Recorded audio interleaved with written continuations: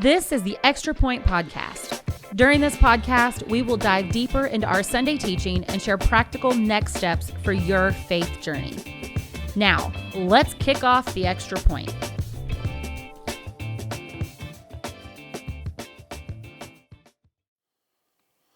Hey there, thanks for checking out the Extra Point Podcast. I'm Scott Beha, the lead pastor here at Southridge Church. And the Extra Point is a podcast where we recap the Sunday sermon to try to give you practical next steps for your faith journey. Before we get into today's episode and content, I want to make sure that you have liked, subscribed, or shared this. That helps us get this in front of more and more people. The whole reason we do this is to try to help people take their next steps on their faith journey. And so if you could like, share, subscribe, make sure that you don't miss any content, as well as get this in front of as many people as we can. We'll be able to accomplish our goal of helping people take their next steps on their faith journey even better than we already are. So yesterday, one of our interns, Aaliyah Tucker, shared a message from Acts chapter 12 on how prayer leads to freedom. And she set up the story of Peter getting thrown into prison at a time where the early church was being persecuted. James had just been put to death by Herod Agrippa.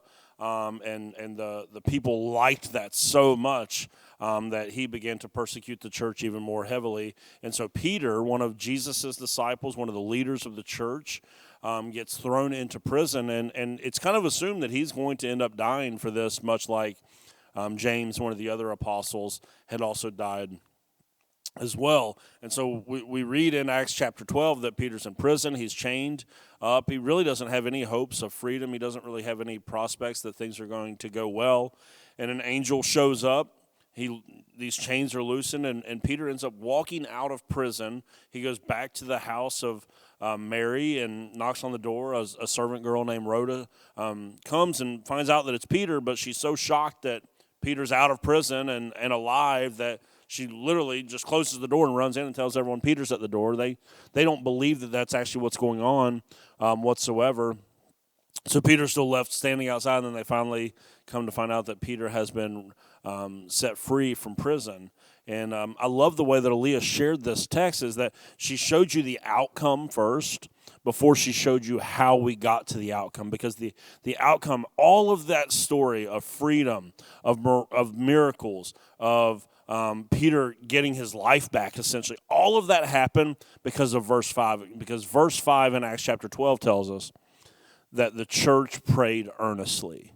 Now, I want to dive into that today because, listen, if you're a follower of Jesus, you got to understand that this is such a powerful tool that you have in your tool belt.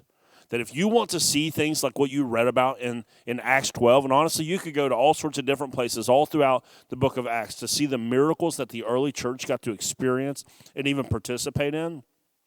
If you want to see those sorts of things, the church has to do what the church did in Acts 12:5. They have to pray earnestly. So, first and foremost, if we want to see people set free here at our church, we need to pray fervently, earnestly, every week that people are set free here at Southridge Church. If you've got people in your life that don't go to Southridge Church, but they're in bondage to something, or there's something that they need salvation, or they've got some sort of situation, some sort of problem, prayer is the first step. Yes, as we see with Peter's freedom, he had to cooperate with the angel. There were certain things that he had to do. There's always going to be a part where you have to do something, but it all starts with prayer. Aaliyah told the story about how when she was in all of the legal trouble and financial trouble because of the choices that she had made, she had grandparents, she had her mom, their churches all praying earnestly for her. Can you imagine what it's like for that group of people that all prayed for her 7 years ago to get to watch her share that story from a stage of a church preaching the gospel of Jesus Christ to literally hundreds of people yesterday? Can you imagine what that's like? That they know that their prayers were the seed of what took place at Southridge Church on Sunday. That's amazing to think. And let that inspire you. Who is it that you might need to be praying for right now that could have that next sort of story? I told a story a couple of weeks ago. I was very similar to this.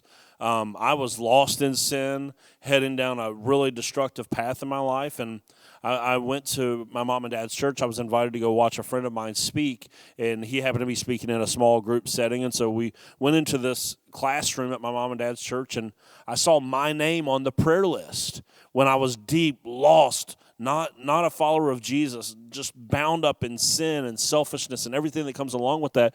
But there was a group of people at that church praying for me. And now look where I'm at with my relationship with Jesus and how God has saved me and set me free in so many ways. That all started in prayer. That started with, but more likely, it all started probably with the prayers of my parents, that for years and years and years during those really lost years of mine, they were praying. They were praying diligently. I'd imagine my sister was also praying diligently in those years. So I just want to encourage you. If you're looking for what is it that I needed to get out of Sunday's sermon? What is that next practical step that I needed to take? Here's what it is. If you look around your life and there's someone that you feel burdened for in your heart, start to pray. Grab other people in your small group that you know at church, on your serving team, other Christians that you know. Begin to pray diligently, because here's the point. Prayer leads to freedom.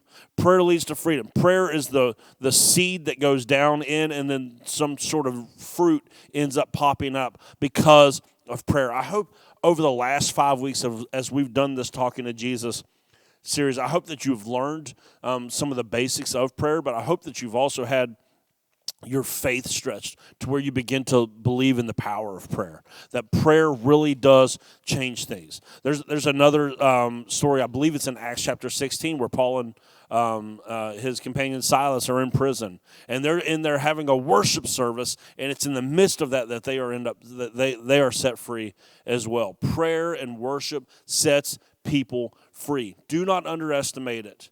Do not underestimate it, and so therefore don't underutilize it either. Prayer is what sets people free. Prayer is what, maybe you've got something going on in your life personally. Maybe you've got a sin that you're continuously dealing with. Maybe you've got an attitude that you're always dealing with. There's something in your life that you feel bound up that it's just not changing. Have you prayed about it? Have you consistently prayed about it? And not just once, not just twice, but I mean, have you gone over and over and over until you feel the chains begin to break? Just like Peter had to do some stuff in the midst of all of this, perhaps you're praying and maybe the chains are beginning to loosen, but the Lord is asking you to do some stuff that you're not real comfortable having to do. Remember, Aaliyah's introduction on Sunday was all about how we always want the result, but are we willing to pay the price? I think the easiest way that you ever see this happen is when people are like, I want to get more physically healthy. You may want to get more physically healthy, but are you willing to pay the price to get more physically healthy? You can't just have well wishes. You actually have to do something about it, right? And so sometimes prayer begins to loosen the chains, and then God begins to go, okay, but will you take this? Will you delete that app?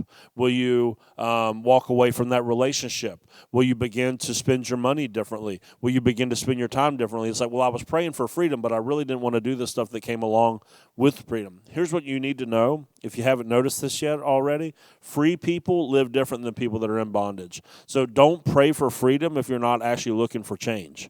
Don't ask God to set you free just the way you can continue to carry your chains around with you. You will be a different person on the other side of freedom. And so will the people around you.